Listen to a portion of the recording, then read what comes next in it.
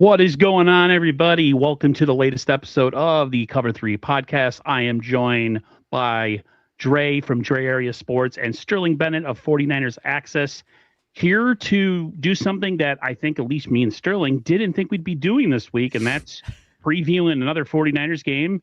I personally got a ton of grief for my take this week. You guys, not so much. You weren't called Judas. So that's a good thing. So maybe based on how I'm feeling this week, maybe they'll be nicer to me and it'll be more in line with how you guys were dealing with it last week. So before we get into anything too ridiculous, how are you guys doing? I'll start with Sterling. I'm doing good. Wish the house wasn't a mess. You can see I have moved from the gulag last week into my living room this week as we attempt to salvage what has been quite the mess of a leak on Christmas Eve. But we are eager to watch the 49ers hopefully kick the ever-living crap out of the Seattle Seahawks tomorrow in this very living room with everything in disarray. So it should be fun, Aaron. Dre? I'm super excited because, look, going into last week, everyone kept telling me, and including you guys, everyone kept saying, dude, it's most likely it's going to be over. I was like, no, this is a different fucking game. The Eagles are not the Seahawks. Now, we're past that now, and we are going to talk about that, but, man, with everything that has transpired over this past week, it just feels like the Seahawks are playing with so much more tension and so much more angst, and the Niners are going to go into this calm, cool, relaxed, like, look, yo, let's just get this done. We beat and knocked off the defending Super Bowl champions in their home last week with less talent than we went in. I think the Niners are set for a huge upset this Saturday, but only time will tell. Man. Didn't think I'd be sitting here talking to you guys about football this week. So during the game, I know I was doing this. Who did I say this to? Mike from SF Gold Rush.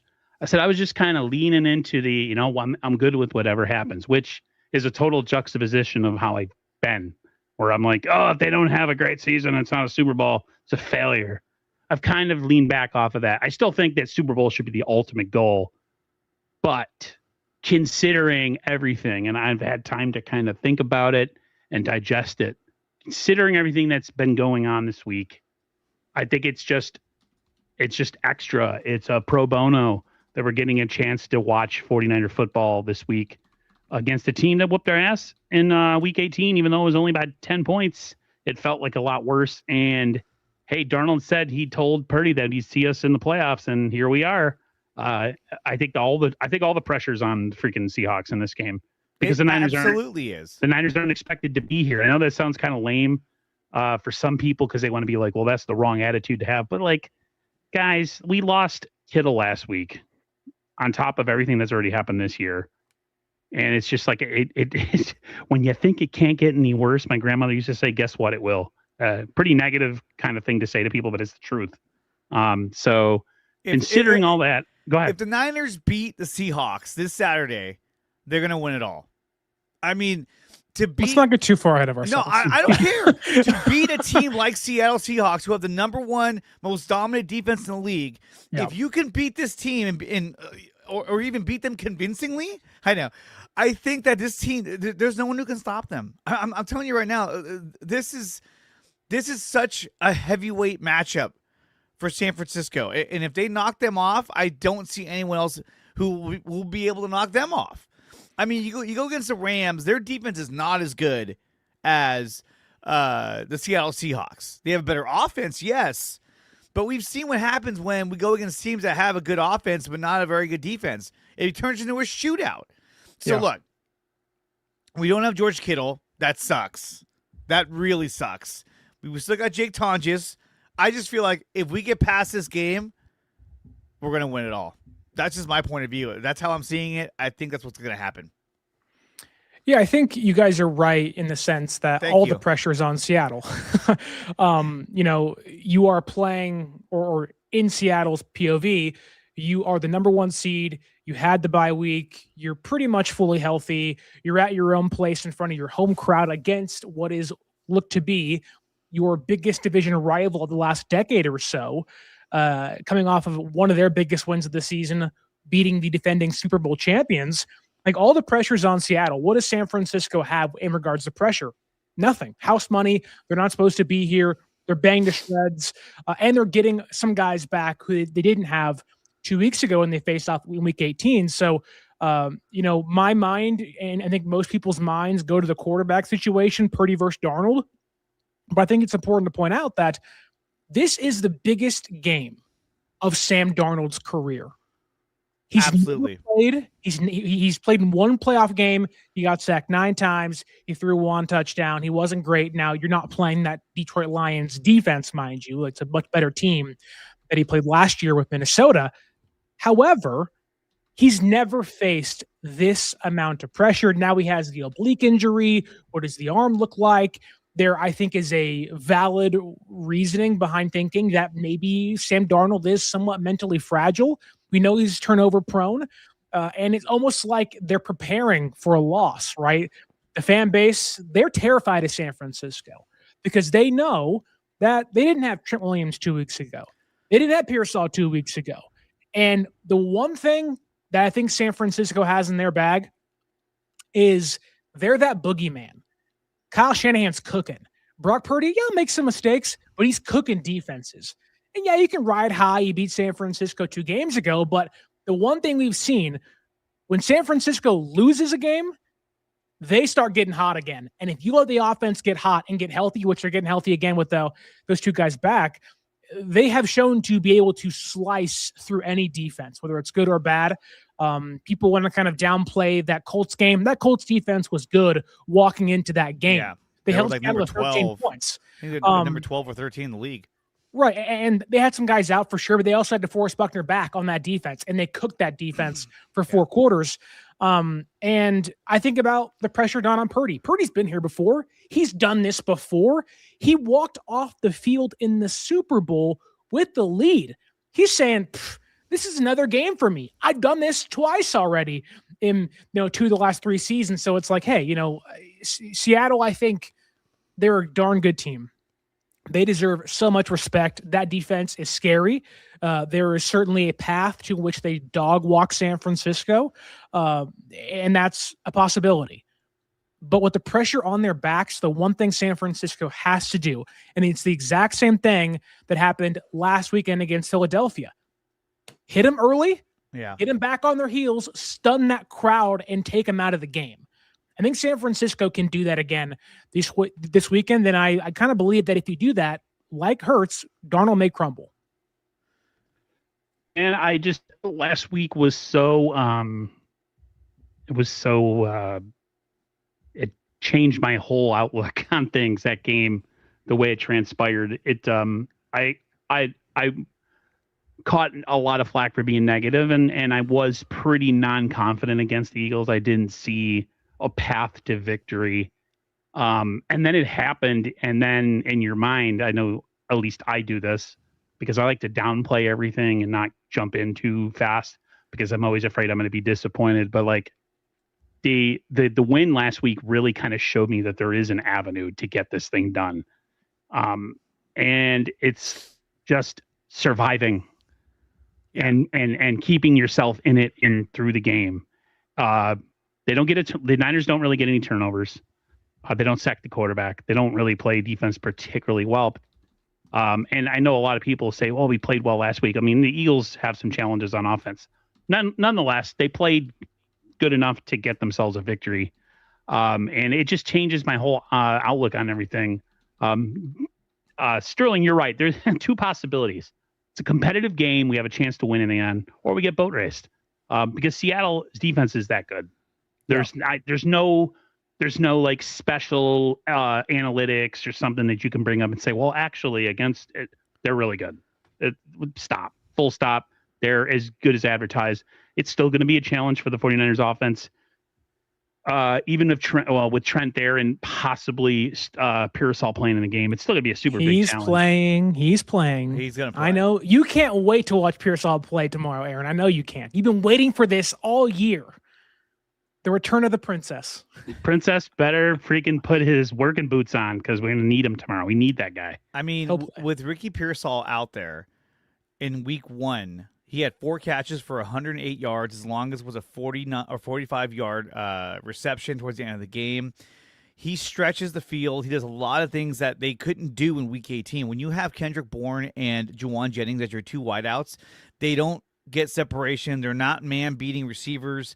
They're situational receivers that can't be counted on every down to be your go-to. So getting a guy like Pearsall back is going to be huge for San Francisco.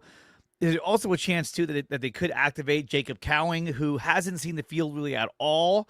But what if they use him? What if he comes out there just to help stretch the field and run go routes just to help spread out that defense? And so we don't know what Kyle Shanahan's planning. Chances are they're not going to use him because Shanahan's like, I don't trust him enough. I don't want to do it. Give me Malik Turner instead. This dude played Malik Turner in a playoff game and even got a target last weekend. He better play Jacob Cowing. Exactly. And he dropped that pass. And I'll tell you what, the pass that Malik Turner dropped, Brock Purdy put it right on him, too. Perfect. So, sort of what Sterling was saying earlier, I feel like when it comes to Seattle, I agree. The pressure is all on Seattle, and the pressure is wholeheartedly on Sam Darnold. If he loses this game, let's say he loses bad, they lose this game at a final score of like, I don't know, I'm just playing make-believe here. Let's say they lose like 28-10, right? And he has 2 picks. They're not going to retain him. They're going to be like, get this guy out of here. Or if they do, bring him back. But if they do, there's always going to be that looming, he might not be the answer here. Yeah, can't trust him. And so if you're Sam Darnold, you're like, I have to win this game. Even if I lose the week after, I have to win this game because it's against San Francisco. If I go out there and shit the bed, I'm going to lose confidence in so many aspects of this team. The fans, the coaching, the players. There's a lot of pressure riding on Sam Darnold, a guy who is not the most athletic. He can't run he can't escape the pocket all that well. He's got a strong arm, but he's prone to making mistakes. And in the past 2 games that they played against San Francisco, he has not thrown for a touchdown in either game. That's huge right there. Now, is that going to hold true on Saturday? Probably not, but still, that's got to be playing into his head. And now with the oblique injury, it's like, are you serious? What was he doing to get an oblique strain? He was like, throwing the ball as hard as he could. I don't know. Jimmy Garoppolo has a bad back in L.A., and nobody knows how the hell that happened. You know what? We know how he got a bad back. We just don't want to say it on the air. Yeah. Oh, yeah. We also know how Sam Darnold hurt his oblique. We just don't want to say it on the air either. But look, Tonjes is going to play a huge role in this game because he has to. He has to come through.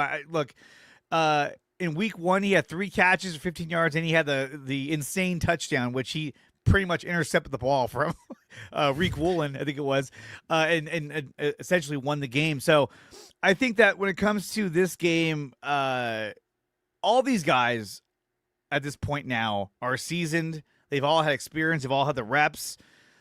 This isn't too big for them. And at the same time, for Brock Purdy, if there's any quarterback that's going to take the field right now that isn't going to be fazed by the crowd, that isn't going to be fazed by not playing at home, that isn't going to be fazed by throwing 1 or 2 interceptions, it's Brock Purdy. He's able to compartmentalize everything and stay focused on what needs to get done. He doesn't let his emotions take over. He's not like a Cam Newton who gets down on himself and gets mad, like, oh, come on, man, and kind of gives up like he did against San Francisco in the playoffs. No, this guy stays focused, and he's a leader. And that's why Niners are going to win this game. How much? Yeah. Oh, go ahead. No, it's all you.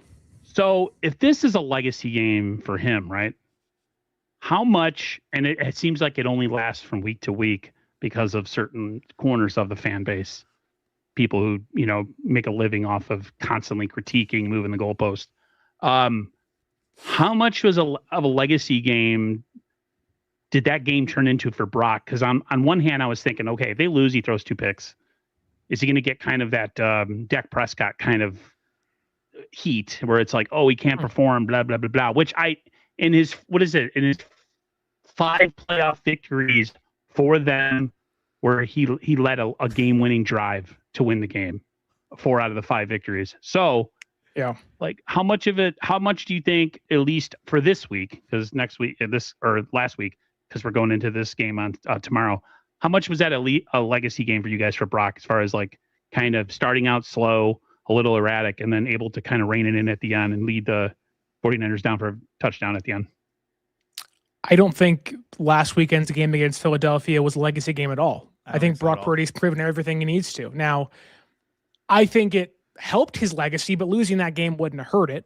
Now, yes, throwing 2 interceptions in the way he did, I think is not going to give them the best shot to win this weekend or tomorrow against Seattle. You can't make the same mistakes. You can't throw 2 pivotal picks near midfield and expect to beat a team like the Seattle Seahawks, like you could Philadelphia, who has a kind of a sitting duck of a quarterback and a bad offensive play caller who got fired the very next day for all the right reasons, right?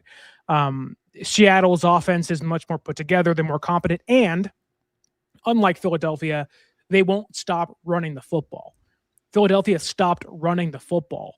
And that I think while they found some success, San Francisco's defense on the ground has to sell out to stop the run, or at least bring the exact same tackling they brought against Philadelphia. But I don't put, a quote unquote legacy game on Brock's shoulders against Philadelphia. Brock has proven he can make miraculous comebacks against Philadelphia last week, sure, but also against Detroit, against Green Bay, and really against Kansas City on their way to a near Super Bowl win 2 years ago. Brock's proven he's a winner. Brock's proven that he is, of the ilk of a top 10 quarterback in the NFL. And while, yes, winning the big one is not on his resume just yet, but losing it is, I think the fact is Brock has won so many bigger games than Sam Darnold has in his entire career. He's won games where you got to have one drive to get it done, and you can't. You got to think, go back to week 18. San Francisco never led in that game. Never led in that game. That was the prototypical game you want to have if Sam Darnold is your quarterback. Get out to an early lead and run the ball the entire game and break San Francisco's defense down and wear them out. Bless you. Bless you. And San Francisco's defense couldn't stop them. Now, if you go back and watch that second half tape, San Francisco starts to run some single high safety, bring guys in the box, and they found more success against Darnold in the passing game. I think that it almost helps San Francisco having played Seattle 2 weeks ago. We can all talk about San Francisco needed the bye week and, they were so close. Seattle needed that game more than San Francisco did because they feel like they don't trust their quarterback. And I don't think Seattle, if San Francisco plays their best defensive game, is going to be able to execute the exact same game plan they utilized 2 weeks ago to beat San Francisco. And I think a big reason for that is, one, the improvement of Kendricks and Waddle over the middle of this defense that can tackle and are good run defenders. But also, I know, Dre, we're all big Johnny Dell fans here. He talked about Tatum Bethune's impact in that game.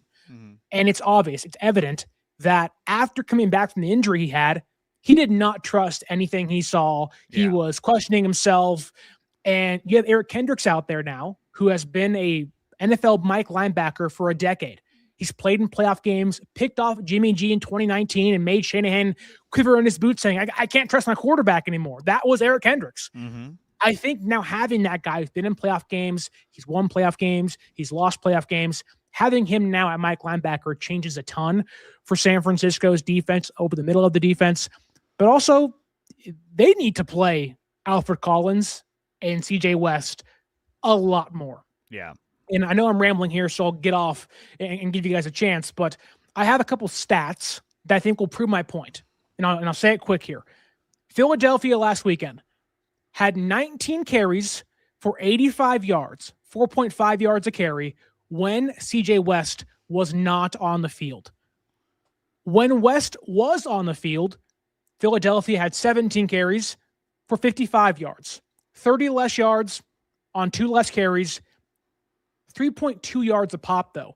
1.3 yards less when West was on the field. Yep. And you pair him with Alfred Collins, this year's second and fourth round draft picks.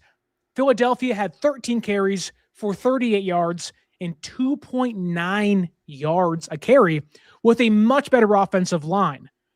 If you want to talk about the route to victory, because we're all trying to find that one narrow path, you got to play the youngsters. These young guys, because of injuries, have to be the ones that step up.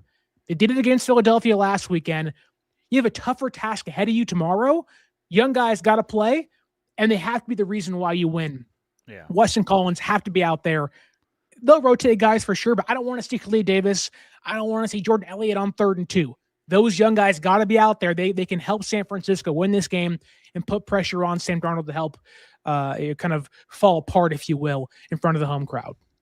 Funny, I actually had that as a topic to talk about the young guys. I blew through it. Sorry. But we can still hit on it though. I'll say this: when I say legacy game, it might not be in our eyes, but I feel like, and maybe I need to reword it. Is the word? Yeah. So many people are hyper reactive every game that 49ers have, especially if Brock plays bad in one game, right? They were hyper reactive when Mac Jones was playing well and Brock came back and he looked shaky. Oh, I don't know. Maybe Mac should be the starter. Or then Brock plays well and all of a sudden you have people talking like Ocho who are saying he's doing it without this guy. He's doing it without this guy. Maybe he is an elite quarterback. And then Brock has another bad game or has a bad game and it switches back the other way. I feel like, at least for this week, we're going to hear less of the negative and more of the positive. I feel like with Brock, with certain corners of the fan base, like every game is like a defining game for him because every game that he doesn't play up to certain people's expectations, we just go through the same, ring around the rosy with the same topics about maybe they overpaid him and he's not talented enough and he can't carry. It's just like, and so like last week I was preparing to hear all that trash. And then the way the game ended, I was like, oh, we staved it off for at least another week. Because if say this game against Seattle goes bad and Brock plays bad and they lose, it's going to start all over. So when I mean like legacy, I meant like putting it off for at least another week so that, giving him the credit he deserves at least for 1 week. That's almost like waiting for someone's downfall. Of like you're just waiting to prey on it when Brock Purdy beat the second best defense in the NFC last week. But that's a bunch of BS. Like, it is a bunch of BS. I agree. That's ridiculous. Like you're waiting for the star quarterback of your franchise to play bad in the playoff game. And he threw 2 interceptions last weekend, but that's against the second best NFC defense, and now you're playing the best one. Like if Brock beats this game, then like what do you say? You just go in your corner and you kind of just sulk and cry because you're the guy you wanted to be quarterback or the guy you don't want to be quarterback is kicking ass. Like Brock wasn't perfect last weekend, but he played good enough to win, and the guy getting paid equal money as him didn't. Like the Eagles are a disaster right now. Do you see Mike Silver's report that just came out about Philadelphia? They're a hot mess. Like their talks to AJ Brown, that defense, a lot of the offensive players out there are frustrated that no one can criticize Jalen Hurts. It is a Russell Wilson, Pete Carroll situation happening in Philadelphia. In San Francisco for 2 of the last 4 years, may be the downfall of what Philadelphia is building. You have Howie Roseman saying, oh, you can still pay guys and also kind of retool. They ain't paying nobody this offseason. They're letting half that roster go. Like San Francisco ended what they wanted to be a dynasty, and no one's talking about it. That's Brock Purdy out there doing the Dougie and kind of, whatever out there after the game. And I don't know, like the idea of a legacy game for a quarterback that's gone to a Super Bowl and nearly won it is kind of a bunch of crap to me. That's not Jared Goff. Purdy's better than Jared Goff. Yes. Like, but I don't think Jalen Hurts lost his first Super Bowl and then came back and won one. So why can't Purdy? Yeah. I'm not saying you're saying, I'm just saying those waiting and preying on his downfall is ridiculous. But it happens all the time. And Trey, don't listen to him. But I don't, but there's a lot of people that do. Yeah, no, I mean, look, when you're paid as much as you're paid, what Brock Purdy's making, that talk is going to happen regardless. People are going to hold you accountable based on how you perform in the biggest scenario. So, look, when the Niners were whooping ass against the Colts and the Bears and all these other teams, there wasn't a lot to say about Brock Purdy because he was absolutely balling out there. Not only that, but look, think about this. Against the Carolina Panthers, he threw 3 interceptions, right? A lot of quarterbacks would have just completely mentally broken down, or the coaching staff, the offensive coordinator or head coach, would have taken the ball out of the quarterback's hands and turned that into a running game. They didn't do that. They just kept doing their same thing, and they ended up winning that game. So, look, I think when it comes to Brock Purdy, was that game against the Eagles a legacy game? I don't, because on that last drive, I expected him to score, and he did. At the same time, this is what we've seen Brock do year in and year out. And it makes me wonder, too, when you think about last season, how different would things have gone if Eric Kendricks hadn't gone to the Cowboys? If he would have stayed there and we never had Devondre Campbell? I mean, that's what was one of the biggest gripes about Devondre Campbell, besides being a fucking moron, was he couldn't cover anybody in coverage. Yeah. What can Kendricks do? He can cover in coverage and pass coverage. So it makes you wonder if Devondre Campbell was a huge liability for this team last year. But anyway, I think that, for Brock Purdy, the pressure is off of him. Is he going to throw an interception or two? Probably, because he continues to attack downfield. However, I think in this game, they are going to, early on at least, I think they're going to look to get rid of the ball earlier, faster, and negate that pass rush. That last drive in which the Niners scored the touchdown against the Eagles to take the lead and eventually win that game, when you break down that entire drive, it had everything you wanted in that. He had tight windows to use check twice. He had the screen pass to Christian McCaffrey, who made a beautiful cut and was able to get a first down. He had an unblocked Zach Bond coming at him, unblocked. And he had the wherewithal to not only avoid the sack, but to have the proper footwork to put himself in a position to throw the ball away. I'm sorry.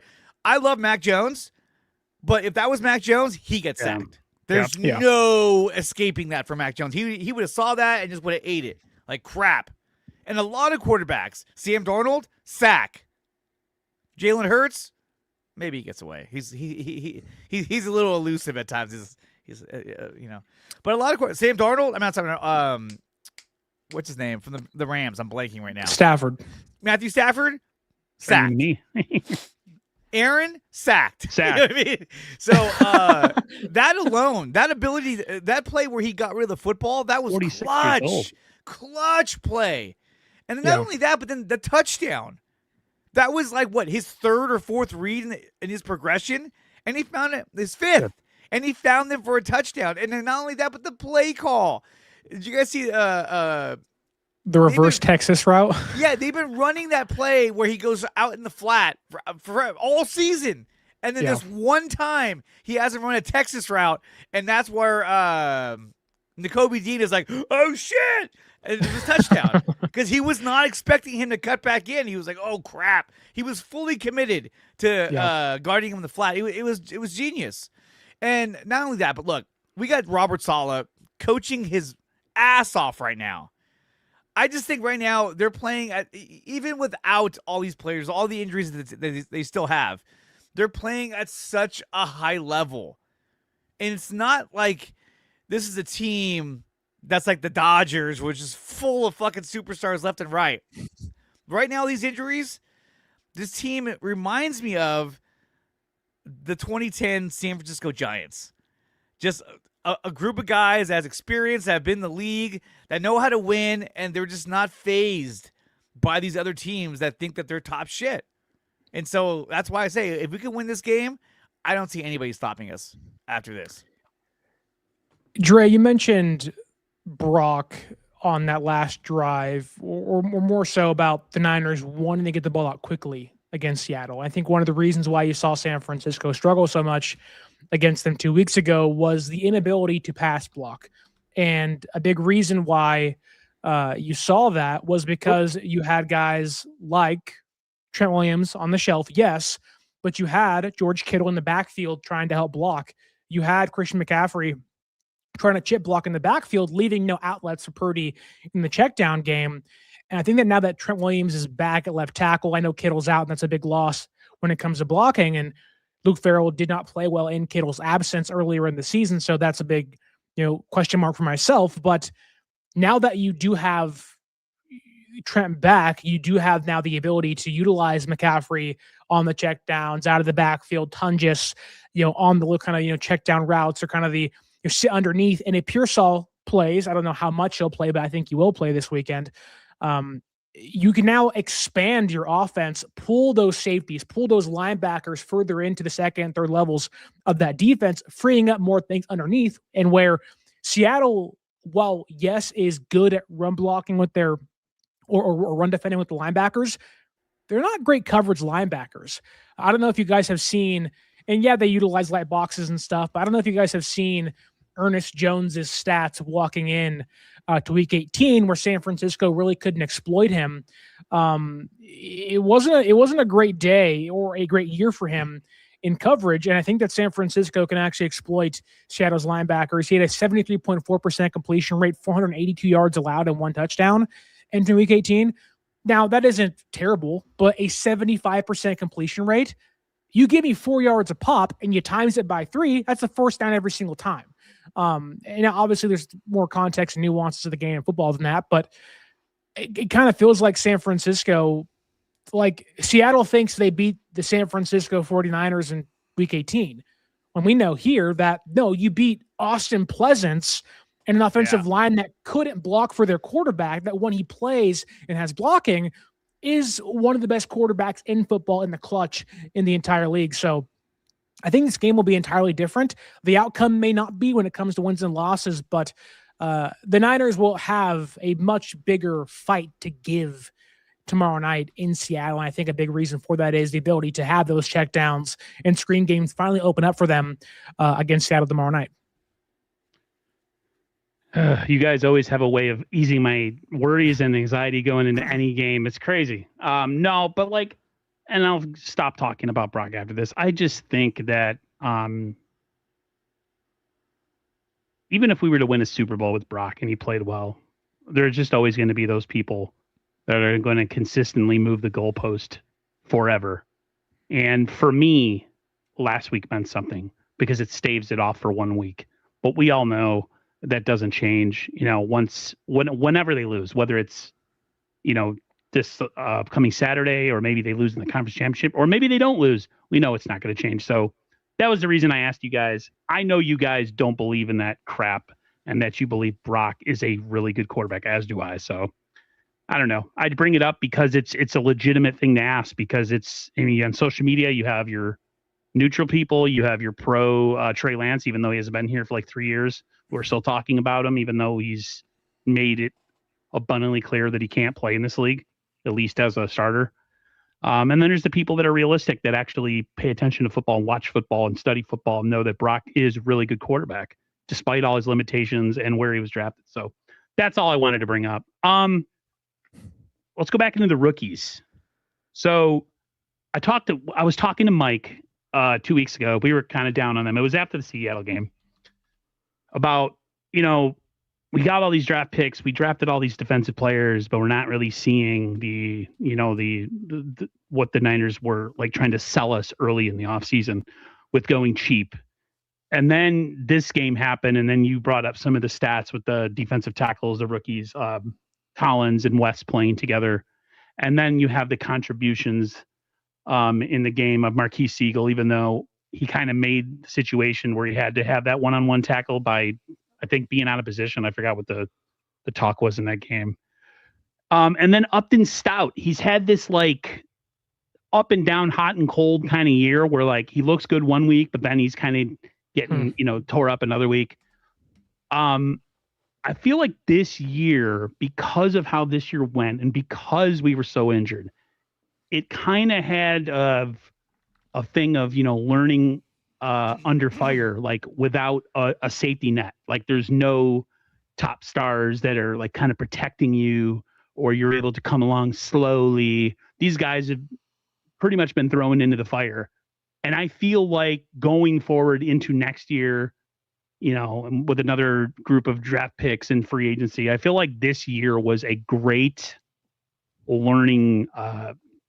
It was great for them to learn with the way this season has went. I just think going forward, they're really going to be a lot better than I initially thought. I don't know.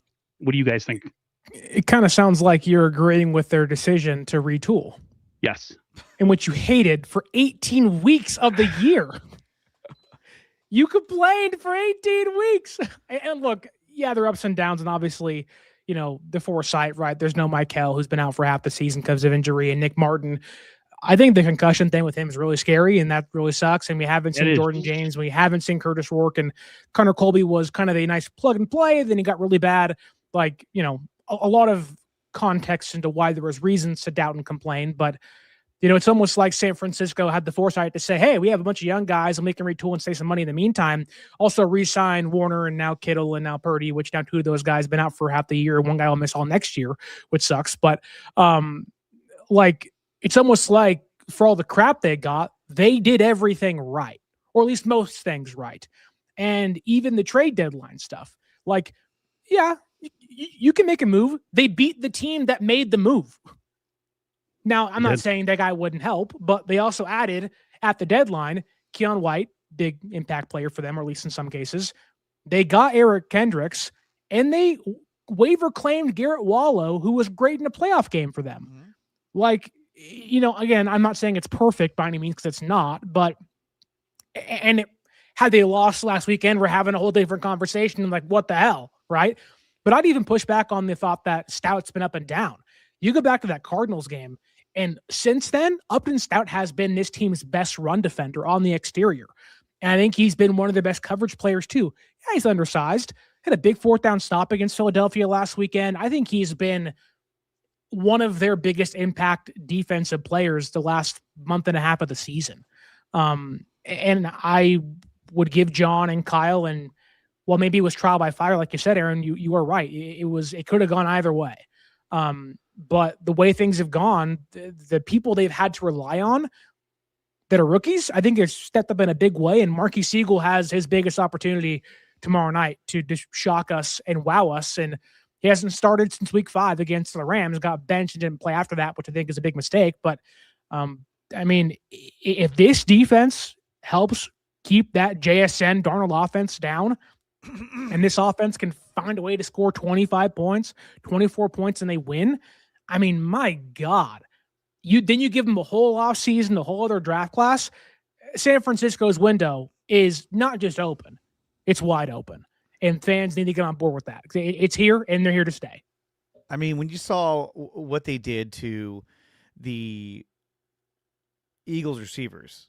Okay, so how many third downs did we see where they were bringing not only pressure up front, but they were playing press man coverage with Upton Stout, Renato Green, and Diamond Lenore, which is something that I've been wanting them to do for so long. Because we know that Lenore, Green, I think even Upton Stout, those are our man coverage kind of guys that like to bump those guys at the line of scrimmage and get them off their timing. I think that's what was huge. Upton Stout nearly had a pick 6.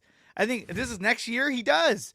So I think that, look, against the Seahawks, you got to play press man, especially against JSN, because you need to throw him off his timing, get him off his route.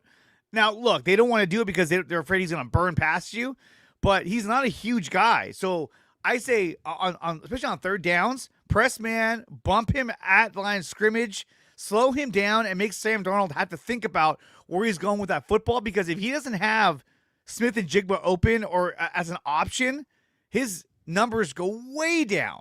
He relies so much on Smith and Jigba to catch that ball and run after the catch. And if you eliminate that, which we saw the Rams do, I think, week 17, week 16? Yeah, for like 3 quarters. Yeah, the Rams took him out of the game, and all of a sudden you saw Sam Darnold not know what to do with the football. So that's what Niners have to do. They have to take him out of the game, but really they need to stop the run, which is what they couldn't do last week.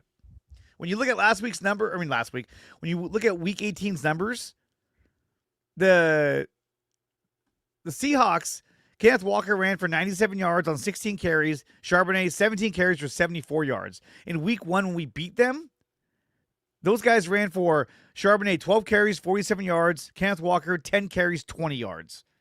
And that's why we won the game, because they didn't have those big gashing runs that were just killing us in week 18. First, I want to hit the super chat real quick from Tommy Huxley. It's definitely not my channel. I do not know whose channel it is. Are you monetized yet, Dre? No, it's on Sterling's. Sterling, Tommy Huxley says, is Renardo Green our worst starting DB? I mean, if you're going to compare all three of them, I mean, I don't know. I don't think so. I think it depends on the matchup, right? I think Green did a great job last weekend against A.J. Brown and frustrating him and, giving some more physical coverage against a bigger body wide receiver. That was one of my concerns, right? That Philadelphia, that while they have their offensive struggles, do want to push the ball downfield.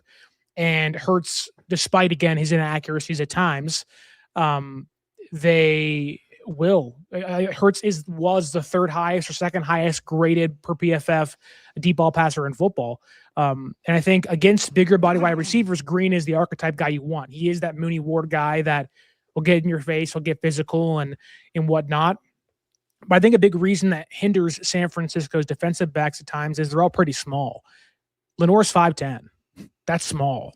Now, you can play well there, and Lenore's been better in past years and has kind of been okay this year. But I would say their worst defensive back isn't playing this weekend. That's Jair Brown. So thank 100%.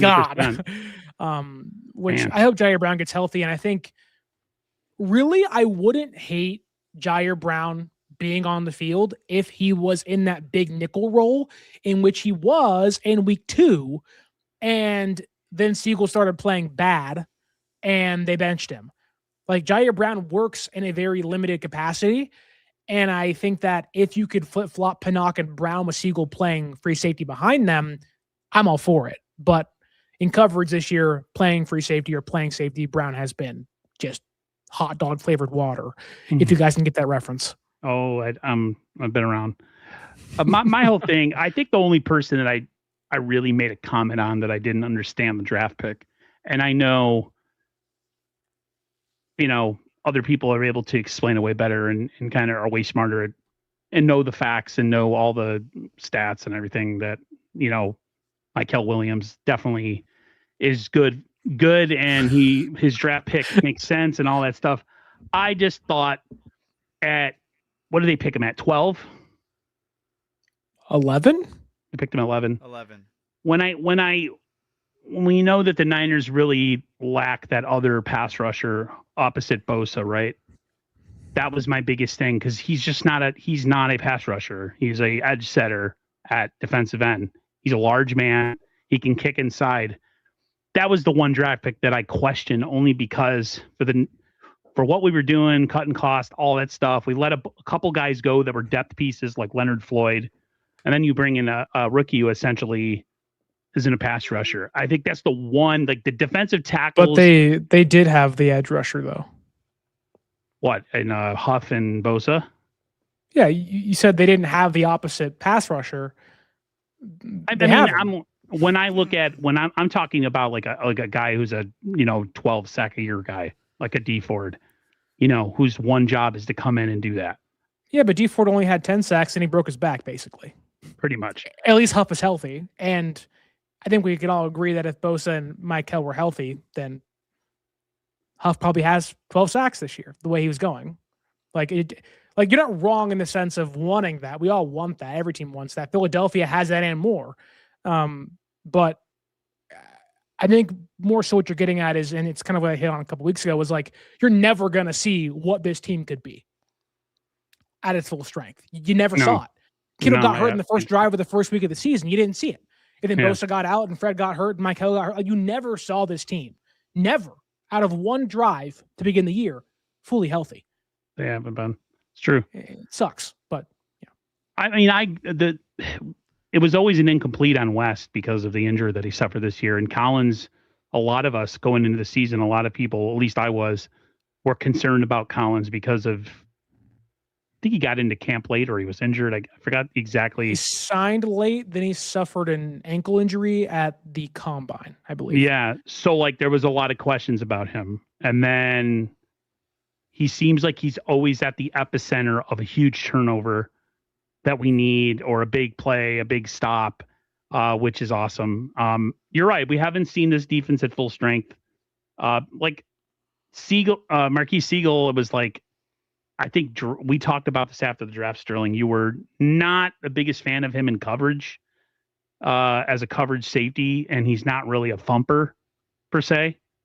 So, I mean, how much? Is he a better upgrade? I mean, we're comparing him to Jair Brown. He can't cover worth of crap.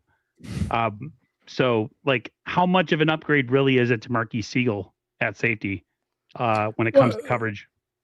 I think the biggest difference is one, tackling, right? Siegel's much more comfortable playing towards the line of scrimmage. He's much more comfortable because he was a former nickelback. He's comfortable in the up and stout role. Then he moved to safety. And I think it was smart, that Kansas State defense, if you go and watch them, I'm forgetting his name, but it's the guy in Tampa Bay who was their nickelback, and he was awesome this year. But it's a bunch of undersized dudes. Yeah, it's John Lynch. But it's a bunch of undersized dudes that really have no business being as strong and aggressive as they are, just swarming the football. And it's why you saw San Francisco take him. And yeah, he isn't the biggest guy and he isn't the strongest guy, but I think San Francisco doesn't really value having these amazing coverage safeties. They have a lot of the same archetype guys back there. It's a reason why I think a lot of us questioned Siegel and Brown. Why'd you bench them or whatnot? And I think a big reason for that was Siegel probably was busting coverage because he didn't know the coverages just yet, whereas Brown knew the coverages. He just wasn't good enough physically. And that's the biggest difference. Now, why did it take 18 weeks in injury to change things? I don't know. But Siegel at least seems like he knows the coverages better, knows his assignments better. And it does seem as if that now that he's had time to kind of sit back, take in the information, that he'll at least know where to be and not get beat deep downfield a lot. Now, we'll see what happens tomorrow, but I think you're at least getting a more sure tackling player towards line of scrimmage, which you already saw in space. You put Jair Brown in the situations last weekend against Philadelphia, the guy's probably still running for a touchdown right now. Like, Jair Brown over pursues. He misses tackles too much. He avoids his lanes. He doesn't know his gap assignments. He's terrible. I wouldn't be shocked, outside of having some contractual control for the next year and a half or 2 years, he doesn't get cut in the offseason. He's been that terrible. Yeah, he's been rough. And so there will be in some instances where Siegel will show improvement. Now, coverage remains to be seen, but at least tackling and run defending, you will see an improvement against Seattle tomorrow night. Yeah, I definitely think so. I mean, when we saw Siegel come in, we saw him flying across the line of scrimmage, making tackles in the backfield, making tackles against the running back. He smashed Saquon Barkley in his left hip, which took him out of the game for a couple of plays because he was like, oh my God, that hurt. I just think right now, one thing that you're seeing from the Niners, which is surprising in itself, but you're seeing guys come in who are healthy and who are fresh. Like Wallow, Kendricks, Siegel, these guys haven't played in weeks. These guys they're fresh. They don't have ailing injuries that they've been battling all season. They're ready to rock right now. And so you saw in that game that like how much more energy and speed they brought to the game because they're not hurt. They haven't had the treads wore down their tires. Like they're fresh, they're ready to go. And you saw it. I mean, all these teams right now that are playing in the playoffs, they're all beat up. They're all have ailing injuries. They've all had something that happened to them early in the season that's still lingering now.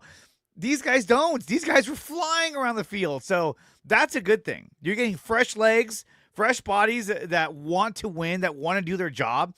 And look, when you look at Garrett Wallow, he was, and talk about like, knowing your assignment and where to be. He was everywhere. And then he made this shoestring tackle on Saquon Barkley. That could have been a huge gain. Now, there's a lot of things that happened in this game that were just that were so huge. Even the Keon White sack, the shoestring sack on Jalen Hurts. Hurts could have ran for like 15 yards. And instead, he got him by the ankle for a loss of 1 yard. That was fucking huge. Like, oh my God.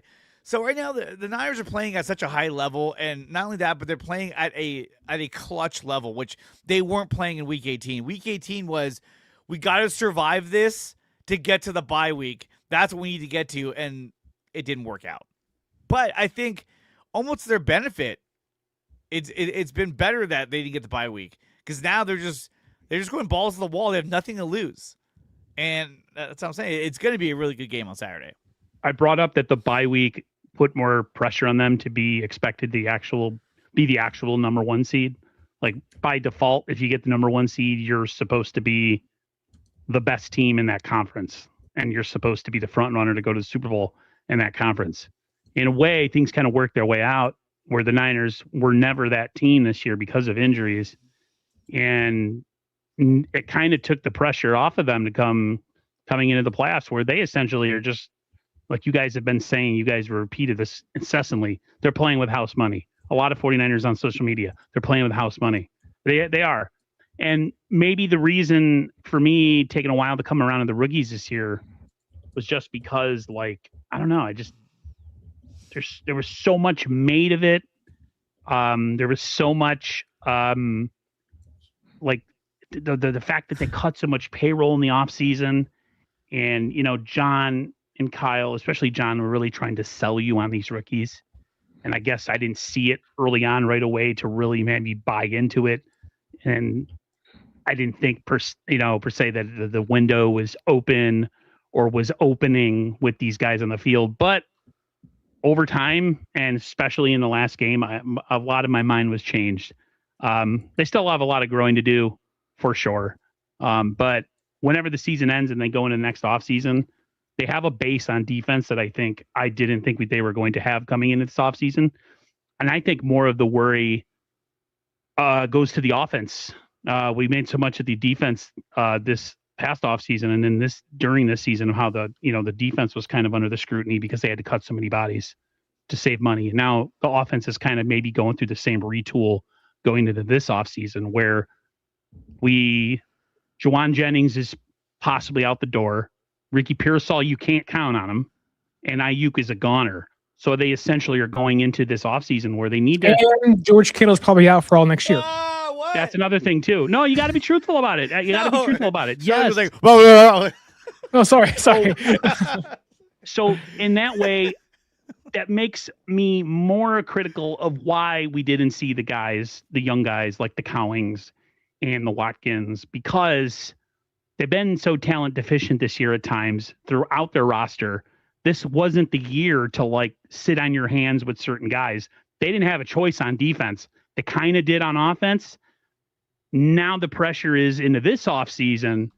What we saw with the defense this past offseason, their offense is going to have to go through a similar restructure, maybe an infusion of youth, whether they decide to sign a free agent wide receiver from somewhere, or they double down on something we don't want them to do, and that's probably draft a receiver in the first round. I just think that a lot of my give worry. me Mekhi Lemon, we're gonna have some fun.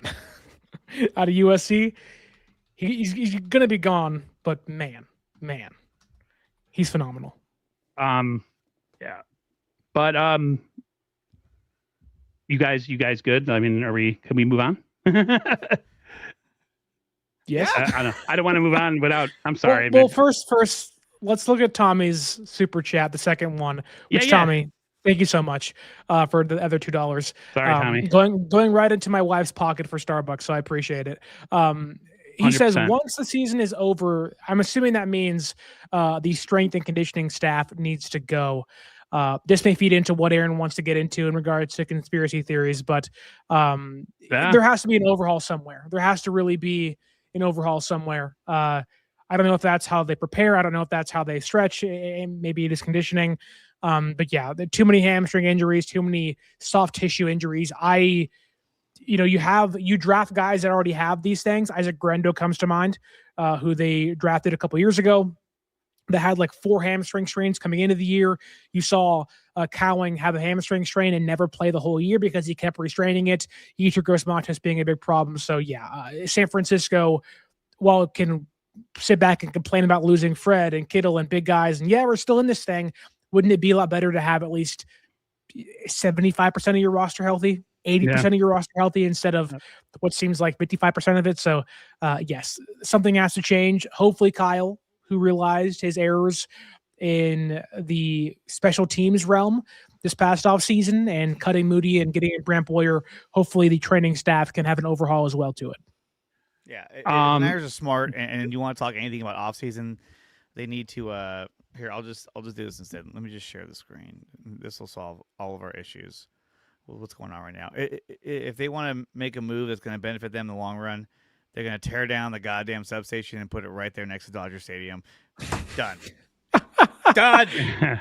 Nice. Did you make that during the show? No, somebody posted that. I was like, oh, perfect. There it is. It's exactly what we have to do right there. Nice. That's exactly what we got to do. That's it. It's funny that we were talking about this because it kind of takes me into my next point that I want to make. We'll talk about injuries a sec for what a the segue. game. What But a segue. My brother sent this to me before the stream. I know you guys, it's like whatever, there's no proof, blah, blah, blah. But I just thought it would make good for the show. We could kind of break it down and make fun of it, or we can maybe dive into it. So let me play it.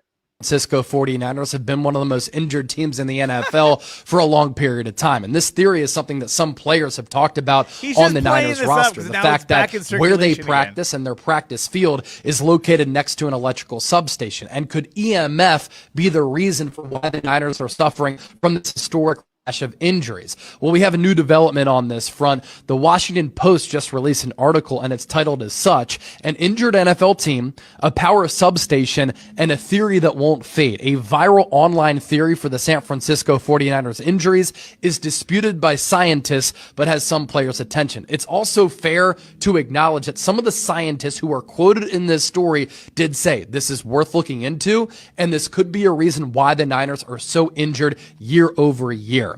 Also within that story, some NFL players have started to reach out to their agents about the location of the Niners practice field. Players have voiced real concerns about the dangers of EMF, and some agents think this might impact the Niners' ability to attract or retain free agents this upcoming offseason. One agent told the Washington Post he thinks the Niners might have to move their practice field entirely. Another agent has wondered why his client, a player in the NFL, or his clients, talking about multiple players, have taken longer to heal while playing with the 49ers. His radiation We got out Justin.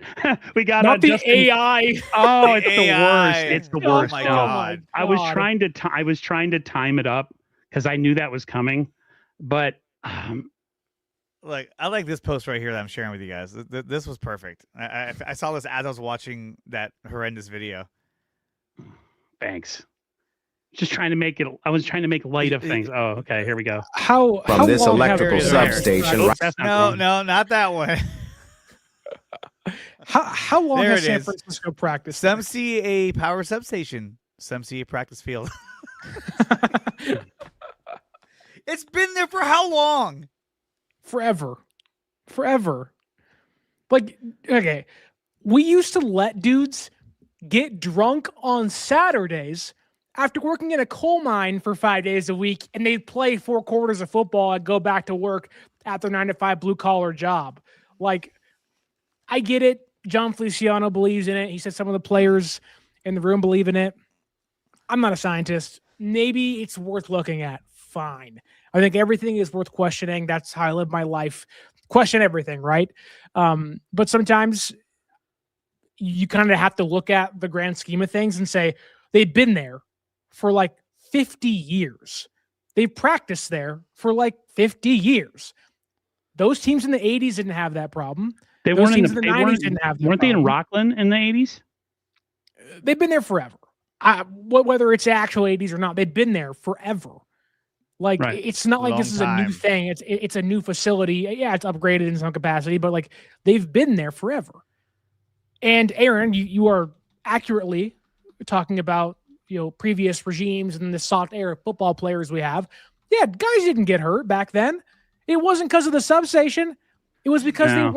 they weren't 100, 200 pounds dripping wet, shredded to bits with muscles popping out of their cocks. Like, that's the issue. Nice. Is you have DK Metcalf out there and AJ Brown shredded all the hell, Bashar's got And- the info right there. and like none of these guys, can do anything. It's like the Niners aren't getting injured and have hamstring strains because of the EMF levels. They're getting hamstring strains and not recovering because they don't know how to train right, or at least the training staff has no idea what they're doing. And one, that is terrible. That's negligence of the GM and the ownership of, like, we got to figure this thing out. But Aaron, go ahead. Is it worth at least looking into? Yes. We're hurt sure. Why all not? the time, every year. You know what my jealousy is in this playoffs? Is you look at teams, even the Eagles, they beat us, or we beat them, excuse me. Sorry. They were healthy. Seattle's healthy. All the really good teams this year, other than Buffalo in the playoffs, because Buffalo's had a rash of injuries this year, they're healthy. Yeah. The Niners are never healthy, ever. 2023 was like an outlier. It just sucks, man. Like, you look into every year and it's like, if we were full strength, what could we have done? But it's the question all the time, guys. It's not like a one-off. It's not like the Bills. Oh, the Bills are really hurt this year. What could they have been if they were not hurt all year? But the Niners are always hurt, other than 2023. So it's like, to me, okay, then where do they practice in 2023? I don't know, man. They just got lucky. The substation. So, like, what's the deal? Point I'm trying to make they is practice the point inside the substation. It's my point is it's less about the substation and it's more about the point that was made in the chat. Sure. I think they have to uncover every stone and try to figure out a way to. I don't know what you got to do. You know, I know that the leader of our health staff has been the same guy for a very long time, but a lot of the people under him have changed. I mean, is it worth taking a look at this offseason? I mean, it can't hurt us, right? Now, if they go and change everything out and we still get hurt, then that's a whole other thing. But to me, at this point, I would love to have a season where we can actually, like, talk about guys in the offseason or guys we drafted and get excited about free agent signings and actually have them on the field for most of the season, if not the whole season. That's all I'm saying. Out of all people, I didn't mean to put Chase up on there. I know some people were like, geez, Chase Sr., he's an Eagles fan. But it was given to me by my brother, so I figured I'd go for it. Well, here's a quote here from the Bristol Medical School professor, Frank DeVocht, VOCHT. He says that the Washington Post, or he told the Washington Post, the idea of the EMFs are leading to more injuries is quote unquote nonsense, while UC Davis's radiology professor Gerald Bushberg told Front Office Sports there is no firmly established evidence that EMFs can weaken soft tissue. Now, again, I'm all for questioning everything, and I'm fine looking into this, because why wouldn't you? You're a $1 billion organization who wants to win a Lombardi Trophy. Just look into it and see what you can. But I don't know, man. Like, all these players have every single device strapped to their body. They sleep next to their phones. They have iPads. They have televisions. They have all these cars that can talk to them and do a freaking dance like a transformer.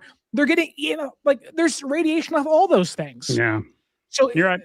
Like, if you want to, take all the phones away. Take all the iPads away. Take all the TVs away and say, hey, there's a reason why everyone was so freaking healthy in the 80s and 90s. They weren't bombarded by radiation. I don't think it's true. My whole thing is, who knows? Johnny Dell, I respect him. He makes great content. He breaks down film. He's the best. I said to him the other day on social media, I said, you make everybody feel smarter. He even thinks that, like, he was talking about some of the soft tissue injuries. You know, you can't help the Fred Warners. You can't help the Nick Bosa's, even though Nick Bosa, this is his third knee injury since high school. Yeah. That's an issue. But, like, some of the more serious stuff, it just happens. But it's all the soft tissue and the long recoveries. That has to be, you'd be stupid not to go into this offseason and at least look into it. Don't make a change, whatever, but look into it. And just, I don't know, man. It drives me insane. Oh, look, aliens. I don't know why this is. This is what I want to talk about. Aliens. I think extraterrestrials are the reason why the Niners are ripping hamstrings and Achilles tendons is aliens. So maybe we should move on. Maybe we're like, maybe we're in the upside down and we don't even know about it. I don't know. But yeah. Sorry. I mean, I also think the big reason isn't the substation. I think it's the way Kyle prepares. We talked about this before in previous seasons, that there was a report, I think, came out in 2020, 2019. And we can talk about Yetur Gross-Matos too for a second, but Kyle would have guys in pads on Thursday. Yeah. No team was doing that in the NFL. And that's fine if everyone else is doing it and it's not leading to injuries. but nobody else was doing it, and the team was decimated by injury. I just think the way Kyle wants and the level he has for players is astronomically high, and I get that it can lead to a lot of winning and you can push guys to reach their best, but on top of that, you may push guys' bodies so far they can't recover. Yetur Gross-Matos being a big part of that, but Yetur Gross-Matos was also hurt in Carolina where there ain't a substation, and he was always hurt in Carolina and was a failed second-round draft pick without a substation. So it's like, I don't know, man. It's like if you sure, but I think this is a good point that what's his name, Dipshit Hall, or no? No, I think it is. I think it is close to Dipshit Hall. Depeche Wall. Depeche, sorry, he's going to be a Saturday game helps the Niners. If Sam has an oblique injury, a Sunday game would have given him an extra day to heal. Fuck you, Seahawks. Yes, I agree. Dipshit Hall nailed it on all fronts right there. Now, an extra day didn't help Pearsall. Sorry. Yeah. Yeah. Extra day didn't help Pearsall. I don't know if an extra day is going to help Pearsall's PCL find stability. You already said yesterday to the media. He said that it's not going to get healthy until he has rest in the offseason. Well, he also said that. He also said it hurts a ton trying to make Pearsall. He said it hurts a ton trying to make explosive movements, and I was like, just catch and go down, brother. Catch and go down. Turn into Tyler Lockett, man. Yeah. That's why he played so long without getting hurt. Man, okay. Let's touch on the injuries, and then we'll go into our predictions and stuff. All that stuff. So the injury to George Kittle last week was totally devastating. It was like happening in slow motion when I watched the game. But it just felt like the story of the 2025 Niners. But that it has to be written this way, that we can't have nice things. That's one of the greatest things about this team is that what they are able to overcome. I mean, look, he went down. A lot of us were like, this guy's falling. Like, this is it. I was actually a little numb when it happened. I was it was just like, oh my God, no. But then the Niners were just like, shit, where is he? Is he down? Hang in there. All right, let's go. All right, we're running a play. And they had a huge play right after that.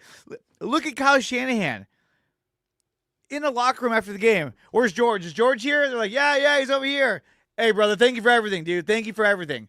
All right, guys. You know what I mean? Like, they're so used to players going down that they were just we're going to dance to one song and one song only. Yeah, it was just like, well, I mean, that's what happens, right? I mean, look where we're at. And they're about to get a guy back, hopefully next week, if they can win this game in Fred Warner. I was convinced he was coming back this week. It looks like he's not. I'm not trying to take over the show here, but let me ask you a question. Aaron, when you saw that Fred Warner was not going to be coming back this Saturday, did you blame the EMF substation? Did you blame the EMF? No, but I was like, I blamed. What? I didn't blame you blamed anybody? No. I was lying. I was trying to make a joke, and it just. Damn, dude. He faked me out. Cam says right. I was convinced he was coming back. I was telling my coworkers he's coming back. You called it. What? For anybody who's in this chat right now that has never been here before, Dre called the return of Fred Warner probably 6 weeks ago or more. I said divisional round, and he tried. Don't get me wrong. I think he tried. That you said it. Me and Sterling were like, okay. Point being, I saw the injury report, and I'm like, did he get re-injured? But then I saw the quote from Kyle, and he was like, I don't know exactly what the quote was, but it was like, essentially, if we play next week, he has a chance to play, kind of thing. Yeah. And he was never going to play off the first week of practice because you're expecting soreness, tightness. Maybe he's not healed all the way. But man, my brother said, he's like, even if he doesn't do anything for you guys, he's just his presence, he goes, like galvanizes the team to just bring their level of play up because Fred galvanizes. Okay. Yeah, coming from a Dolphins fan who doesn't know anything. Word. It's a huge word. I like that word. I'll start using that more. Understanding. Exactly. It's a great song too. But no, I think his presence in him even being, on the sideline in these last, the games that we won before we lost to Seattle, I thought his impact and his presence was huge. it's crazy because like it's the total juxtaposition of Brandon Ayuk, who hasn't been around and quit on the team, and then you have the ultimate team guy who's spent the last 2 months trying to get himself ready for the playoffs. What do we got here, guys? This is for your brother right here. It's just for your brother. Diameter Lenore tweeted out, "Leave us alone. We good, man." He's not actually high on. He's actually not high on him. I know, but still, he was like, "Go away." He loves Saleh. He just doesn't think he's a good offensive coach. Well, he's not. But yeah, I don't know what are you guys thinking about the Fred Warner situation, Sterling? Like the fact that he has a chance to play next week. Oh, it's great. You have to get there first, though. Yeah, right. And I hope they will. And I think if they do, he'll play. I am a little bit concerned about his health. Obviously, he had a week off, or he's had 3 months off, and 1 day of practice, really. And, if he played tomorrow, I would be really concerned of, like, is it the smartest move to make? You're really risking, taking Kendricks out of the lineup and everything. I don't know. It just feels like getting Fred back, though. You heard the team talk about him in a positive way. You've heard the team kind of feel I don't want to say the impact, but it's like when a dude has aura and his commands the room, your eyes turn, right? And I think having Fred out there on the sideline, talking to the defense, getting them prepared, being in the meetings, it matters. It's the reason why losing Kittle sucks so bad for the offense, because you knew, man, they don't have many game changers. They have McCaffrey and they have Purdy, but you got Kittle out there in offensive weaponry that's really depleted in regards to the receivers. It can change a lot for you. And I think, having Fred out there is almost like having a mini Robert Saleh on your defense from the sideline, getting dudes fired up. And to kind of use the baseball reference for the Giants, they didn't go anywhere this year, but he can be their Willie Adames, someone to kind of pick dudes up when they make a bad play, or when the guys make a big play, out there running around and jumping around and stuff and going crazy. And, people feed off that, right? Whether it's a job or whether it's, in football, like, you feed off energy. It's all momentum, right? And if you can swing momentum in a place like Lumen Field in Seattle, a lot can change really fast. You saw it in San Francisco plenty of times against opposing teams, and you've seen it in Philadelphia last week. The minute San Francisco scored that first touchdown, everything went quiet. And Philadelphia went, uh-oh, we may have a challenge on our hands today. And obviously things went in their favor. So, having Fred out there with the young guys and whatnot will be a big impact for this team, really in any capacity you can ask of. Dre? When I found out that he wasn't going to play, I was fucking devastated. I was like, oh my God. But look, I think will he come back if we win this game? Absolutely, but we have to win this game. And I think that having Garrett Wallow and Eric Kendricks out there, they're fresh, they're ready to go. They played outstanding last week against the Philadelphia Eagles. And look, you say what you want, but Philly has more assets on offense than the Seahawks do. They have A.J. Brown. They had Devontae Smith. They have Saquon Barkley. They had what's his name? The right tackle, Mialata. You're loaded. Didn't have Lane Johnson. I think that really hurt them a lot. And then his backup went down. I was like, oh my God.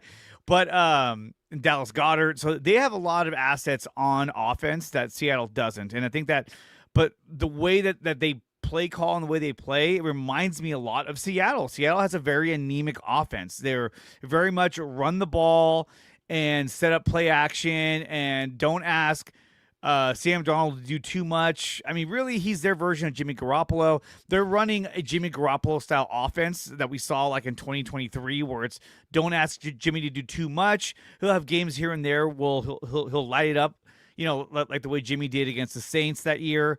A couple years later, he did it in Mexico City, where Jimmy looked like, oh, this guy's amazing, but he can't consistently do that. So I don't see Sam Darnold as being a guy that's gonna go out there and just deliver in the playoffs. I think he's gonna go out there and they're going to treat him like, hey, let's not let him make a mistake. Let's put the ball in our best playmakers' hands and play conservative and let our defense set the tone.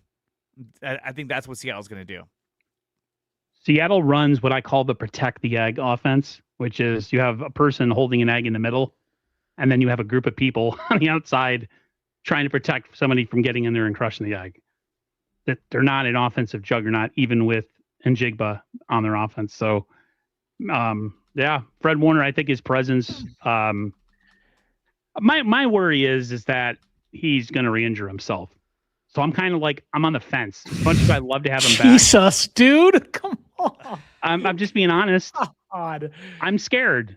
I'm scared, man. Sure, like, I get that. But like man. I'm being why not? Why I know. Don't put the energy out there. I get it. But you guys know you are the substation right now. I am the substation. Oh, chill.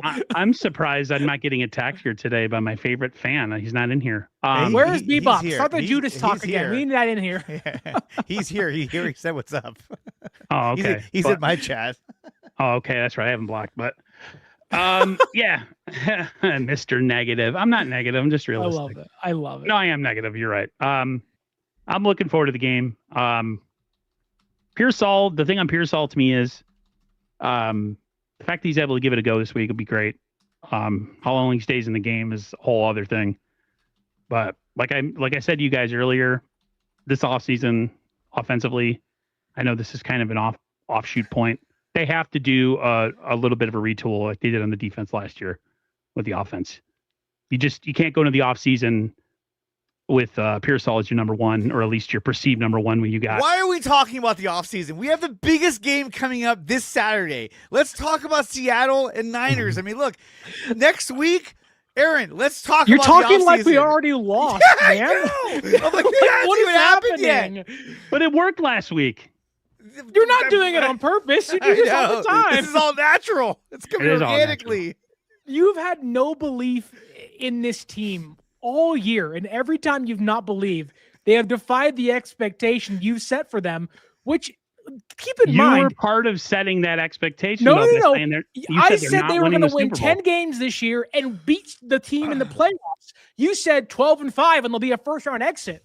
I know things changed. The year goes healthy then. Like you have not believed in. If you want to do a mock draft with against anybody, true. Let's do a mock draft right now. Yeah, dude. The first round draft are on the clock. Yeah, pick 26, brother. They're not going anywhere after this game. Can we block Charlie Brown? Yeah, I mean you're right. I've had my doubts all year. I do. I have. Maybe it works for me though. Maybe that's a psychological thing for me that I don't go into any game with any expectation because I can't. In the past, I've had a hard time. But you're saying you don't walk in with any expectation, but the expectation you're saying is completely negative towards the game. I get it. Like they're banged up and they're hurt and they're on the road. They're in Seattle. The odds are stacked against them. There's reasons to believe they're not going to win this game. I get that. I didn't think, or at least for the most part. Lori, people pick on me all the time. We're not trying to pick on you, man. It's just that this is the biggest game of the year tomorrow. And you're like, well, next year. Who cares? They can't go into the offseason with Ricky Pearsall as ever seen. Who cares? I don't care. They're not there yet. In Seattle tomorrow, if they lose, then we can talk about that. Like the season's not over. Is our point. Listen. At least I'm consistent. All right, let's talk about Seattle and the Niners. You want to do our final score predictions and keys of the game? Sure. Aaron, how are they going to lose? Tell us, brother. He's like. Brock Purdy's going to tear. No, I think in this game, to be honest with you, the Niners have to possess the ball long time. They had a lot of 3-and-outs. They barely possessed the ball in Week 18 against Seattle. And Seattle, for stretches, had the ball a ton in that game. And, I think it made that last drive where we were going in for a score and then the interception happened. I think that's why a lot of us were like, okay, game's finished right here, because they did never capitalize through the whole game. And then that was the one time that they actually looked like the game might tilt back in their favor, and it just didn't happen. So to me, possessing the ball in this game is key. And the run defense, like Dre mentioned, they have to stop the run, put this on Sam Darnold on defense to win the game, even though we're limited. Even though we're down a bunch of people and we're playing, with a lot of backups and street guys or whatever, put it on him.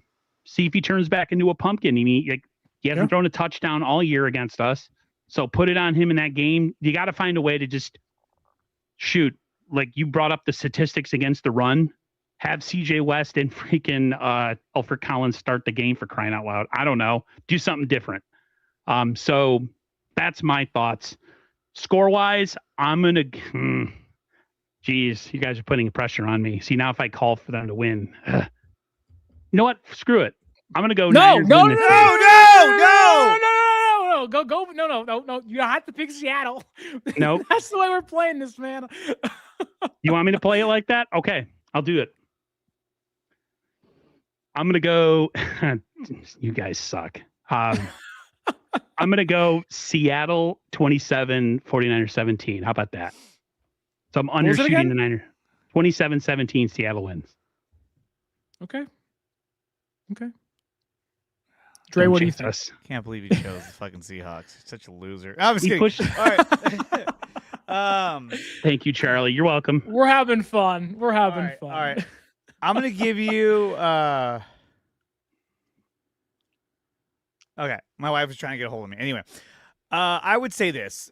The Niners are going to win this game. It's going to be a close, tough-fought game.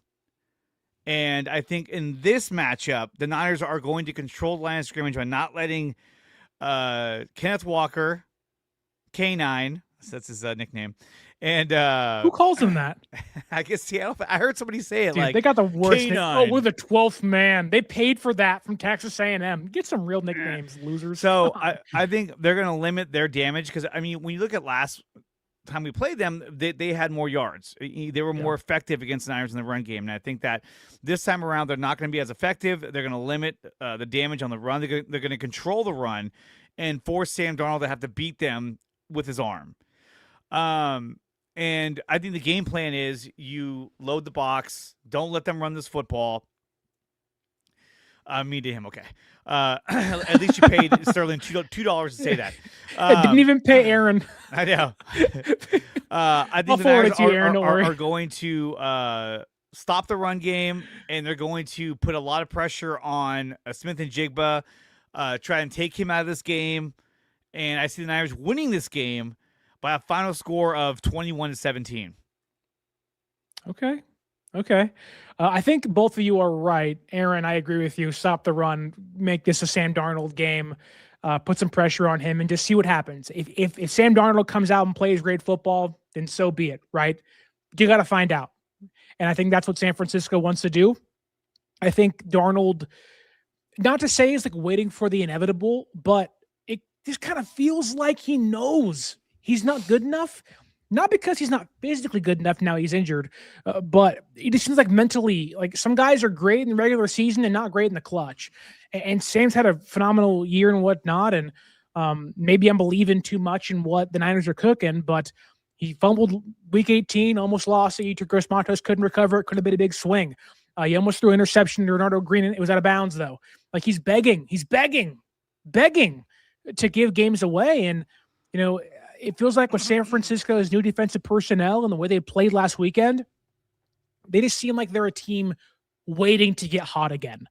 And they haven't lost consecutive games all year, I believe. You saw them go on a 6-game winning streak, lose a game, and it felt like the loss against Seattle snapped them back to reality. And I think if you do that for a team like this, they're really dangerous. Now, how far can they go? We'll see. It's week by week, game by game. Same mindset as last weekend against Philadelphia.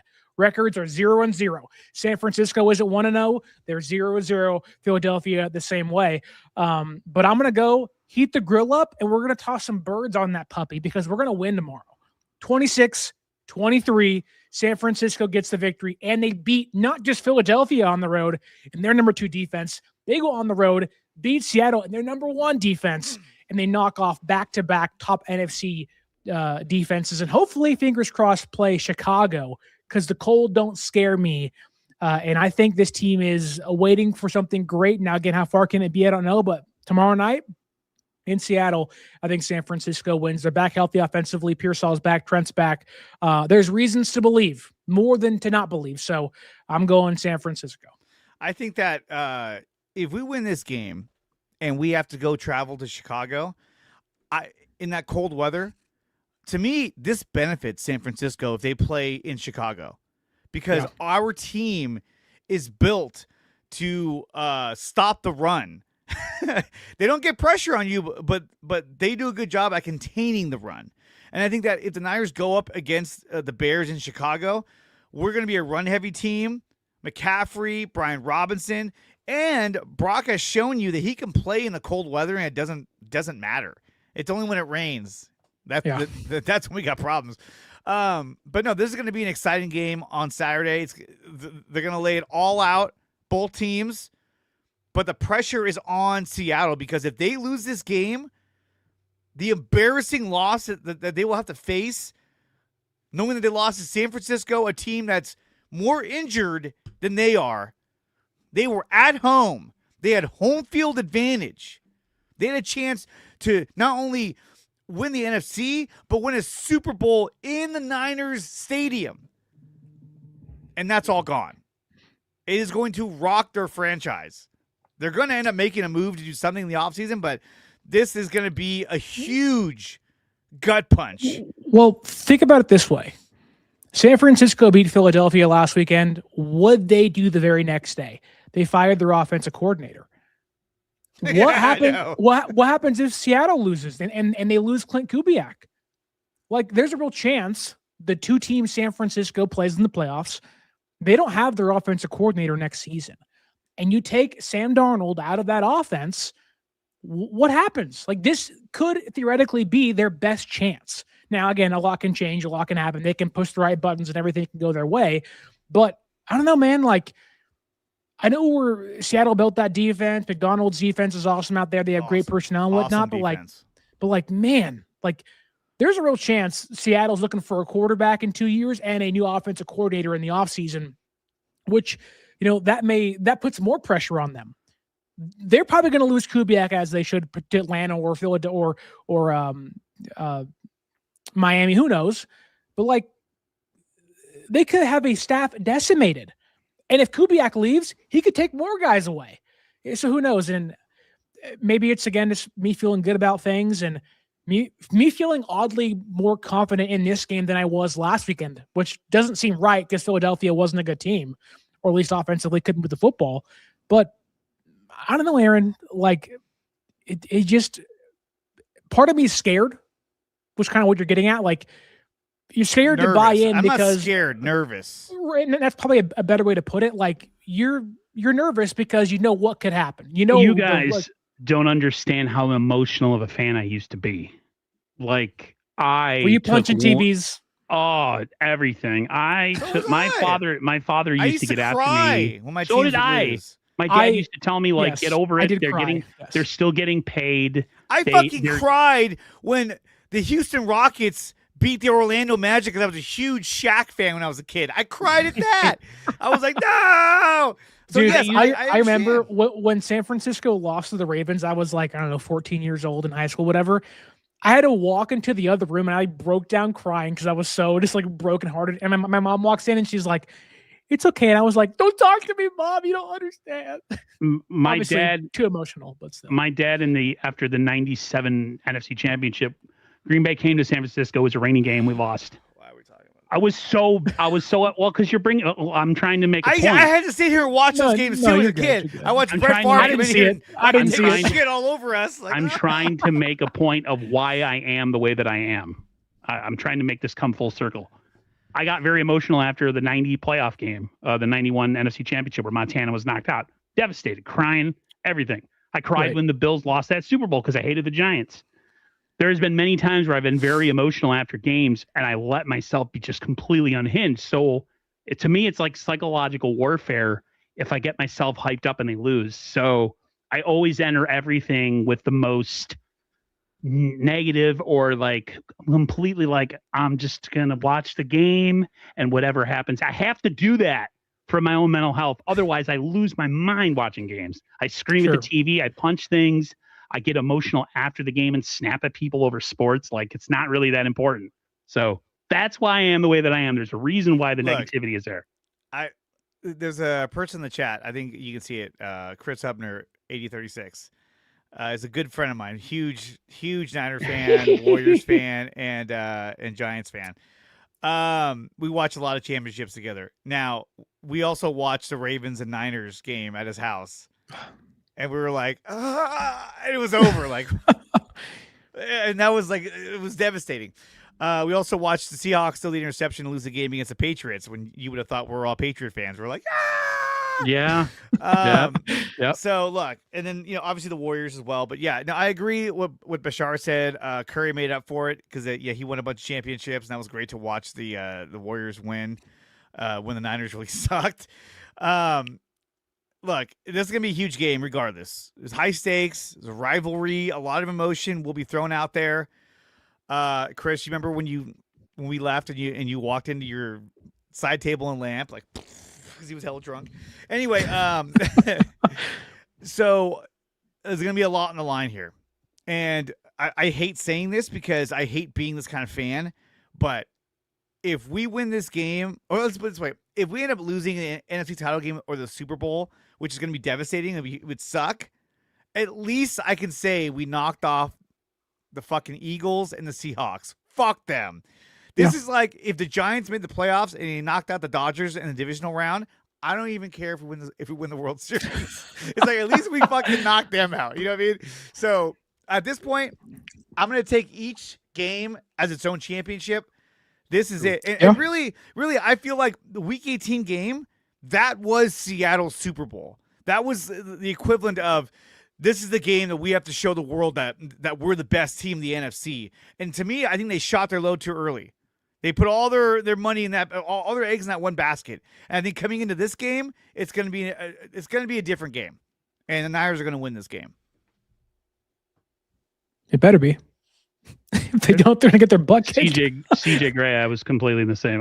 I was so disconnected even in the 2024 season. I was so hammered when I watched that game. When that was over, I was just like... I was so broken. I quit YouTube for like 3 months after that Super Bowl. I was like, I don't even want to talk about 49ers anymore. I woke up at 2 a.m. on my mother-in-law's couch, and the first thing I said to myself was, did we lose that game? And then I looked at my phone. I had a dream. What happened last night? I looked at my phone, and then all my memories came flooding back at the same time. I was like, oh, no, that's right. The worst is after the Niners lost the Super Bowl 2 years ago, I had to go on the radio and talk for 3 hours. And I said, I don't want to do this. I mean, obviously it was cathartic for me and whatnot, and my co-host Mark Grandy, but that was the worst because all you want to do is go sit in a hole, kind of cry, and go turn the channel off. Or you just want to start cussing, and you can't do that. Right. And it's like you just want to be alone for a little bit to kind of compose yourself because you're just like I have so many emotions going through my head because you get so invested in everything, and and that's what makes football and fandom so beautiful, right? It's like you can invest so much while not helping them do anything at all. It doesn't affect them, right? And right. Either way. And it's just because like you either grew up in it or, you've been kind of adopted into it. Like my wife is not a football fan, but she now loves the 49ers. And that's because she loved Jimmy Garoppolo and how tight his butt was in those pants. But she's since upgraded to Brock Purdy and how cute he is too. So, but she's grown to love the players and everything. So it's been, for myself at least, her not being a football fan, now to being a football fan, in some capacity. Like she didn't even understand what was happening last weekend, and she was taking a nap and everything, and she woke up towards the end of the game and last drive, and I'm telling her like, one more stop, let's beat the one out of these guys, one more stop, and of course they got the stop and everything, and I'm going crazy, and she's like, I don't know what happened, but it seems like they won and you're happy. And it's all that matters. And, I'm honestly telling you, if this team ever wins a Super Bowl, I'm going to that parade. You better win that. You better hope they win that Super Bowl before you have kids, because I guarantee when you have kids, that goes right out the fucking window. She's going to be they're coming to the parade down. Turn that down. Put on Bluey. Your kid wants to watch that. And let's hope the people over at ESPN go 0 for 5. Because last week they were like Eagles. And again, here we go with the Seahawks. So you know what? The Niners play better when they're not favored to win. Yeah. They're also a better road team. They are. The road doesn't faze them. I'm almost happy they don't have to play at home. Like, it gives them, on top of the Super Bowl and winning games, it gives them almost something to strive for of like, we have to fight to get home. They have to a play killer that Super instinct Bowl on the road. They got a killer instinct. And it's like, I don't know if it's the cards stacked against them or the injuries or whatnot, but like, this team just plays better on the road. Think of their big wins this year. On the road in Los Angeles, on the road in Seattle, on the road in Indianapolis. Like, all this team's quote unquote big wins have been on the road this year. And that, to me, whether it gives me more confidence or not, it just makes me believe that this team can walk into the eye of the storm and walk out saying, we are broken. We are bruised. We are torn and chipped and shattered, but we're still finding a way to power through this thing and persevere. So maybe that's all for not tomorrow night, but I don't think so. And obviously, when the game kicks off and then when the game ends, we'll see what transpires. But I believe they have the best quarterback in this matchup, the better head coach in this matchup, and a coach that has been really calling his best plays for the last 7 weeks or so. And that, to me, means so much more than having the best defensive personnel. You don't have to have the best defensive personnel to win football games. It's 2025. The best offense usually wins. So why couldn't it be San Francisco? I'll just say that you can clown me, you can talk over me, people can say shit in the chat. I'll always be real, and I'll never shoot you guys fake excitement or fake feelings towards the 49ers. I'm always going to be 100%, because if something happens, I'm not going to flip the script and be like, oh yeah, I knew they were going to win the whole time. Like, I want you to come at me and be like, oh, we won the game, we won the Super Bowl, and you doubted us the whole time. Absolutely. Like, come at me. I will take it, and I will eat all the crow. I ate the crow last week from saying we weren't going to win that game. So, like, I'd rather be real, and if that rubs people the wrong way, sorry, but at least I'm being authentic.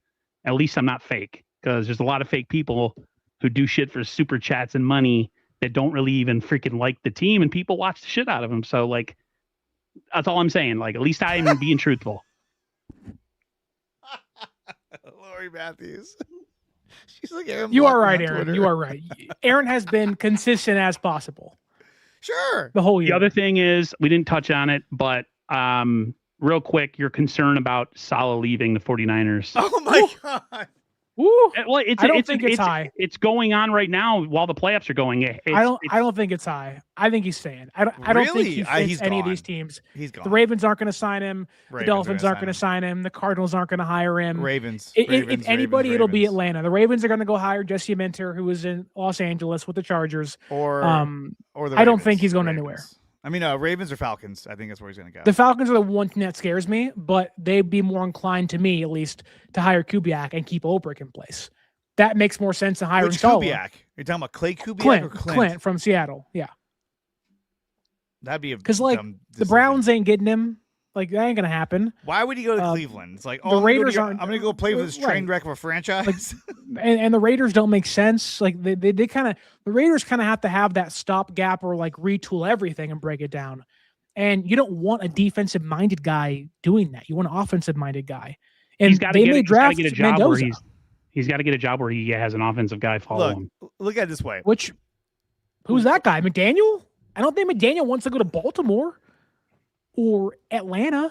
You're coaching Kirk Cousins and Michael Penix? Mike McDaniel is not going to be a head coach next season. If anything, he will be an offensive coordinator at one of those places. And that's Lions. Watch out for McDaniel in Detroit. Maybe. With Jared Goff? Scary. He's like, Jared, I need you to run. I don't know how to run. Fuck. Read option. I don't know what that is. Yeah, exactly. Yeah. It's I can't wait for the game tomorrow night. Do you think he's gone? Aaron, do you think he's gone? Your brother wants him in Miami. I don't think it's gonna happen. No, he doesn't. Nah, my brother doesn't want him. He says he wants an offensive coach. Why wouldn't your brother want Chris Shula, Don Shula's grandson, to take over as legacy hire, who's done a great job in Los Angeles as their defense coordinator? No, he doesn't want Saleh. But Chris Shula is a defensive-minded guy. Would he want him or no? I don't know what my brother's looking for. I think my brother wanted one of the two coaches that just got hired. You know what? Maybe next week, if not in the offseason, you bring your brother on the show. Yeah, let's talk Miami Dolphins. You think I sound like Charlie Brown? Oh, you got another thing coming. Let's talk some Miami Dolphins football. He is, Jared will never get on camera. That's never going to happen. He just wants, it's been tough, man. They don't do anything. Every year they start slow and they try to end fast, and they miss the playoffs all the time. So he's just over it. He said he'll worry about it in September. He's like done for 9 months. So do you think he's leaving or do you think he's going to stay? Robert Saleh. Man, I'm so conflicted because there's just so many opportunities out there right now. I think he's gone. I feel like he's going to go. 9 openings. I think Sterling, I don't want him to go. I just think he's going to. If he's smart, he'll just stay with us and never leave ever again. But oh yes, my brother is a Dolphins fan, but he also as Aaron's 49er Yoda. He sounds like Yoda too with the voice because he sounds just like me. But seriously though, like I'm looking forward to the game tomorrow. I'm nervous as hell. I'll try to keep composure. I don't always watching the game. I still kind of get pissed, but I'm looking forward to it. And one thing that Strawberry brought up, I thought was a really good point. If the Niners run the table and let's say they get to the Super Bowl, they will be playing against a quarterback that's never played in a Super Bowl ever. There's nobody in the AFC that's played in a Super Bowl because Mahomes had them all blocked. Yeah, they put the full court stop on all those guys. There is an update. Mahomes should be ready by week 1 of the NFL season. That's what he's shooting for. Good luck. I love that's the update when it's like that's the actual timeline for an ACL recovery, like 6 to 8 months. Like, yeah, duh. It's so funny to me. So funny. Like Bosa's back by mid-training camp. Shocked there. Michael's back by week 1 too. Like, I know Aaron talked about next year. Like Niners, theoretically, should be better next year. That's awesome. Where is he? Leon Sandcastle made a point about how he loves the draft and the offseason to me is fun because there's no pressure to win games and you play the what if game in your head. You play like money. And you could buy this guy and you could bring this guy in and you could draft this. It's very exciting because the reality of the regular season and the playoffs and the season is all the injuries, all the stress for the games, winning, losing, all that stuff. When the offseason, you're 0-0, nothing's happened, and you can fantasize or go play Madden and just build your team the way you want it. They're 0-0 right now. Base game of the year tomorrow. 0-0 right now. I'll just say this. If I'm wrong next week and we do the show, I will eat all the crow. You guys can come at me super hard and I will take all of it. That's all. Aaron, send me your address. I'll cook the crow tonight. Okay, you're not going to dox me. That's weird. Give me your social security number and your bank account information right now.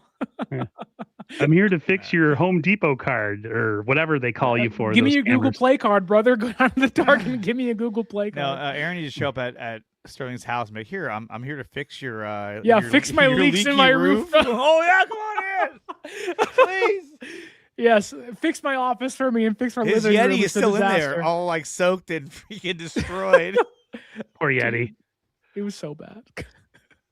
So bad. What did he say? Don't worry, Charlie. Lucy won't pull the ball away. You guys are funny. All right, everybody. Enjoy doing the show with you guys. Everybody in the chat. Yes. Thanks for being real. I appreciate all of it, good or bad. And till next time, everyone, stay safe and healthy. Go Niners! And hopefully we'll be talking to you again next week about the NFC Championship game.